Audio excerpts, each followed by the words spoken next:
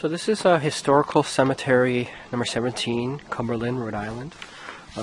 Basically the resting place of Abigail Staples. We're on Route 120. There's an offshoot called Old Staples Road, which is somewhere around here, but we're adjacent to telephone pole number 50. It's very easy to see. We're just off the road, and there's actually houses which have been kind of carved out around this sacred ground here. So this cemetery contains 12 burials. Looks like I counted 4 inscriptions, 2 of which are readable, 2 of which are not. We may have to do some photo analysis on that to sharpen the images up. But essentially what makes this story, what makes this account rather interesting is it's another vampire account in Rhode Island. There's actually a historical record of this case.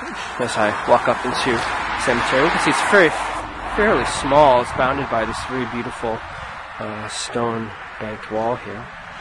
On February 8th, 1796, Stephen Staples actually petitioned the town of Cumberland for permission to dig up the body of his deceased daughter Abigail. She had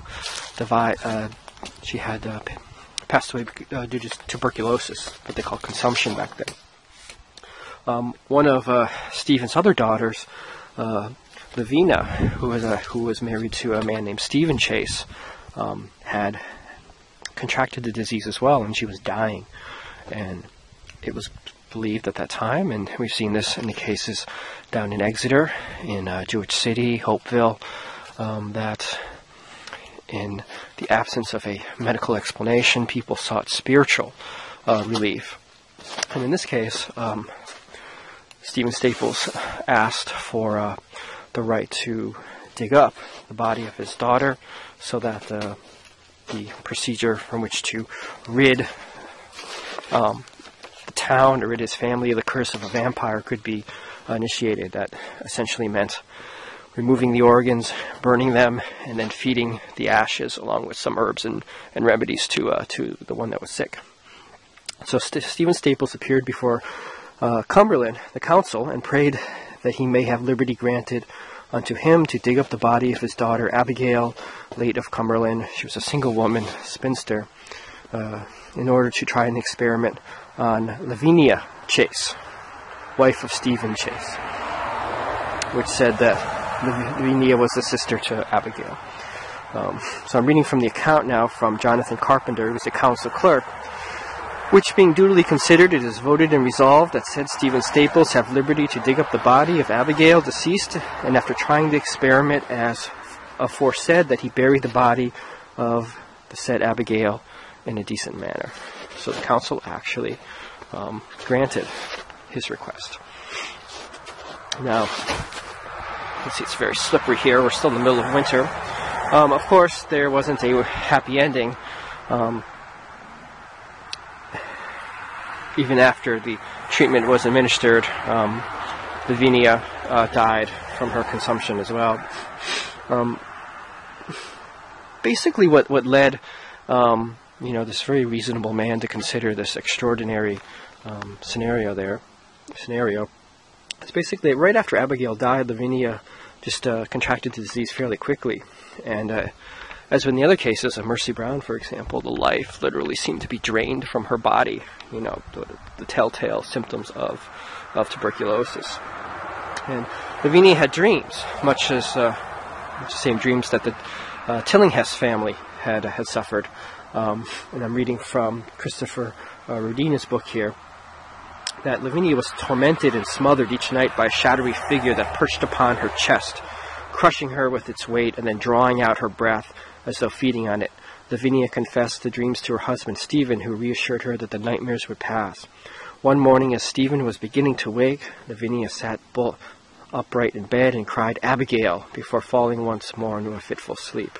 Much disturbed by the strange episode, Stephen went that evening to the home of his father-in-law, Stephen, to tell him of Lavinia's outburst. So it was a dream which prompted the connection between the two. But Mr. Staples was actually very skeptical about this, and it was only really after he thought, well, he even said to brother-in-law that he's not much given to the ideas of spooks and witchery. It was agreed also by the husband that they weren't into it as well, but if there's a chance that this could cure Lavinia, then they should try to do it. And so that's when the petition was set forth. Unfortunately, it didn't work out very well. So Lavinia perished from her affliction. So somewhere in the cemetery is the body of Abigail, the one who was dug up under warrant from the town. Now you'll notice here we have 4 inscriptions. We have one of Dorcas Staples, who was wife of Ezekiel, right here, died in 1883, if I'm not mistaken. And there's Ezekiel, died in 1840. That might be 1833. The inscription's hard to read. And the children lay right beyond there. Now there's a bunch of graves that here are unmarked. Could very well be the father and the daughter buried here. We have another bunch of upturned branches. Now the 4 inscriptions are the 2 that I just showed you. And one here that is my shadow pass in front of it. Perhaps I see the word lies. Here lies.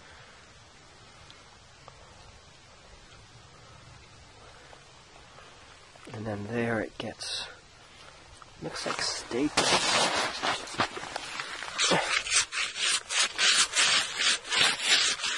Try to clean it off a little.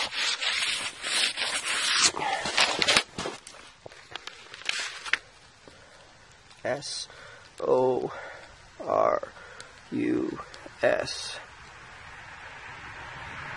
This would be S-T.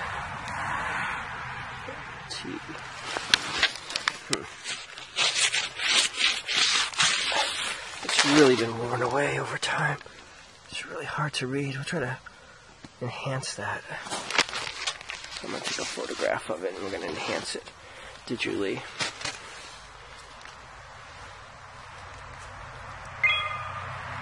See if we can do something like that.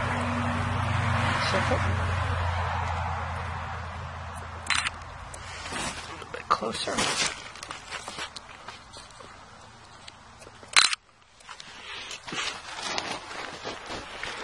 So this is very common in rural areas.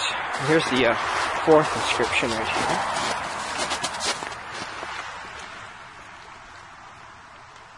here. Now these gravestones have sunken below the ground, and the softness of the ground, the winter thaw, as a result,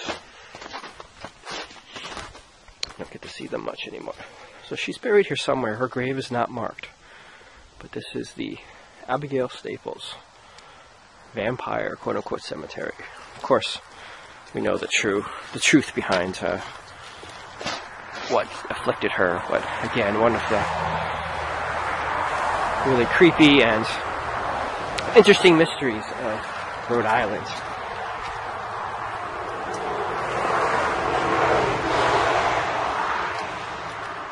Let's give you a shot of where we are here. See, we're just off of Route 20 here, and there's a house behind us here as I do a kind of a sweep around.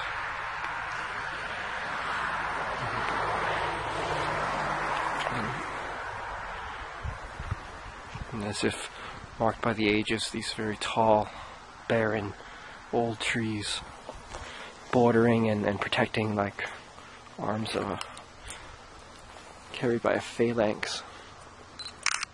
It's a nice picture though. Alright, so we're on to our second site, which is actually going to be a repeat from one of our earlier sites. So I hope you enjoyed the Abigail Staples, I should say the Staples family lot, where lies the body of Abigail Staples.